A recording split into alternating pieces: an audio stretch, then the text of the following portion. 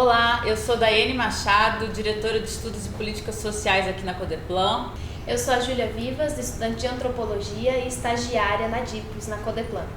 E a gente está aqui para falar um pouquinho sobre políticas baseadas em evidências. Esse termo que está tão em uso, que está tão na moda, e é um termo que tem tudo a ver com o que a Codeplan faz. A Codeplan é uma instituição de pesquisa que faz estudos, estatísticas, produz dados, produz informações, produz então evidências científicas. Mas a Codeplan não é a única que faz isso aqui no DF, tem outras instituições de pesquisas aqui. Isso, aqui no Distrito Federal a gente também tem a Universidade de Brasília, o UniCeub, a Fiocruz, o IDP e muitas outras que também produzem evidências científicas. E nesse bate-papo a gente vai usar algumas perguntas e exemplos para falar justamente sobre políticas baseadas em evidências, que é um termo que ainda pode ser muito abstrato para muita gente. A gente vai falar sobre o que são evidências científicas e o que difere as evidências científicas de evidências não científicas, outros tipos de evidências. A gente vai falar qual o papel das evidências científicas no desenvolvimento de uma política pública e como o conhecimento científico se articula a outros tipos de conhecimento, justamente para implementar uma política pública. Então, vamos começar tentando diferenciar evidências científicas de evidências não científicas. Isso. Para diferenciar, a gente trouxe um exemplo bem simples, porque o conhecimento e as informações ele está no nosso cotidiano. Então, vamos trazer aqui uma pergunta. Quanto tempo leva, do aeroporto até a Câmara Legislativa do Distrito Federal? E aí a gente faz essa pergunta para 4 pessoas diferentes. Para a primeira pessoa, ela nunca veio a Brasília, é a primeira vez. Ela vai chutar e vai dizer, demora 1 hora. A segunda pessoa veio aqui 3 vezes, só que ela pegou chuva e engarrafamento, então ela vai dizer 50 minutos. A terceira pessoa é um taxista, que já fez esse trajeto 30 vezes, e aí pela percepção de trabalho dele, ele vai dizer que demora 30 minutos. E aí a gente pergunta para uma 4ª pessoa, que não vai dar a opinião dela, vai olhar no Google Maps, e ela vai dizer que demora aproximadamente 25 minutos. Então, nesse exemplo, vamos pensar assim, existe o fato, que é o deslocamento entre o aeroporto e a CLDF, e existem alguns indícios sobre esse fato. Então, quer seja o chute, quer seja a experiência pessoal de um taxista, ou quer seja o Google Maps, tudo isso vão ser indícios, vão ser pistas sobre esse fato. Mas alguns desses indícios, eles vão ser baseados na experiência pessoal, outros vão ser baseados, por exemplo, do Google Maps, baseado numa infinidade de observações que o Google calcula e coleta para dar um tempo mais estimado, Tem algumas evidências que são mais confiáveis do que outros tipos de evidências. E aqui a gente entra justamente na diferença entre científicas e não científicas. As evidências científicas são aquelas que são baseadas em observações, que são coletadas, que são feitas e depois analisadas a partir de uma metodologia científica. Ou seja, as metodologias científicas são procedimentos, são caminhos que foram sendo consensuados, discutidos, acordados ali pelos diferentes grupos, as diferentes áreas do conhecimento. Então é muito comum que cada área do conhecimento tenha especificidades na sua metodologia científica.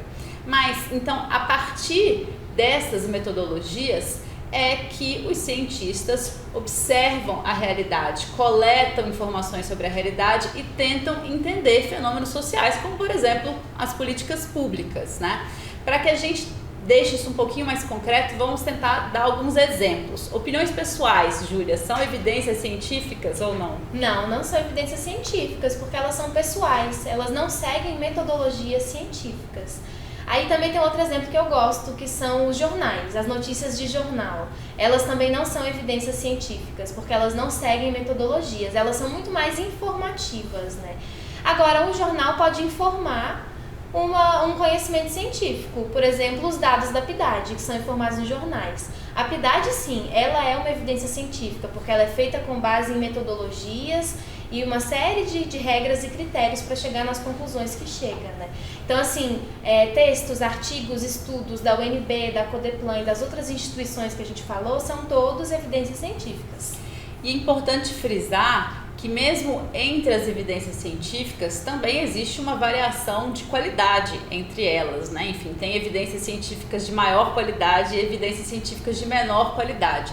Isso porque, como eu disse, a gente tem as metodologias científicas, mas alguns estudos seguem essas metodologias com maior rigor, observando ali mais acuradamente essas metodologias, e outros estudos seguem essas metodologias com menor rigor, e por isso essa variedade de qualidade.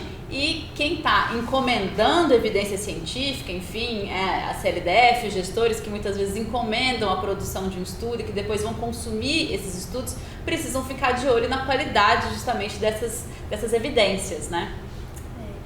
E aí a gente pode perguntar, então, qual que é o papel da evidência científica para a política pública? Ela é muito importante porque ela dá a possibilidade das gestoras, dos gestores e legisladores de conhecer o problema social. É o primeiro ponto, né, que ela faz, é você conhecer melhor aquele problema, seja ele social, de infraestrutura, qualquer que seja, né? A evidência científica ela vai te dar um panorama daquilo, tudo que já foi estudado sobre o problema. O segundo ponto é escolher o caminho, né, para solucionar esse problema. Então, a evidência científica ela vai te mostrar vários caminhos que já foram escolhidos, os erros desses caminhos, as vitórias desses caminhos, e a gente vai conseguir escolher o melhor para atacar esse problema social ou para minimizar esse problema e solucioná-lo.